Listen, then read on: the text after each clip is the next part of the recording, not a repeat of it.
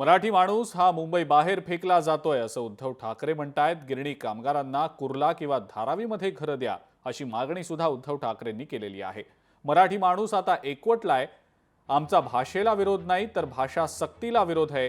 Mira road मधला मराठी माणूस गेल्या अनेक वर्षांपासून नाराज आहे असंही उद्धव ठाकरेंनी म्हटलंय।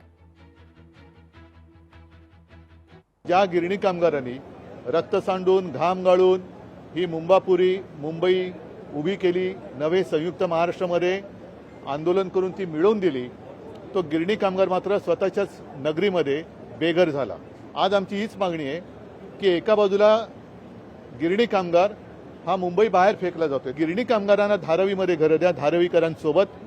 मराठीचा मुद्दा आता गरम झालेलाच आहे। नुसता हिंदी सक्तीचा GR त्याचा विरोध करून चालणार नाही, तर मी मराठी माणूस ते एकवटलेला आहेच। आमचं म्हणणं परत परत सांगतोय की कोणत्या भाषेला विरोध नाही पण सक्तीला विरोध आहे।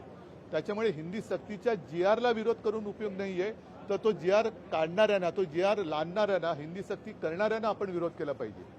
मीरा भाईंदरची मराठी माणसं अनेक वर्ष त्यांच्या मनामध्ये तो राग खतखततोय। अनेक जण मला सांगतात की म्हणजे मध्ये मध्ये जे काही भेटत असतात सभ्यपणाने वागतायत आणि ते मला सांगतात की साहेब सकाळच्या वेळेला ट्रेनमधनं येताना सुद्धा आम्हाला विचित्र दादागिरी सहन करावी लागते। तर या शेवटी असंतोषाचा जर का स्फोट झाला तर त्याला जबाबदार हे सरकार असेल। लोकशाही मराठी ऐका, पहा, जागरूक रहा।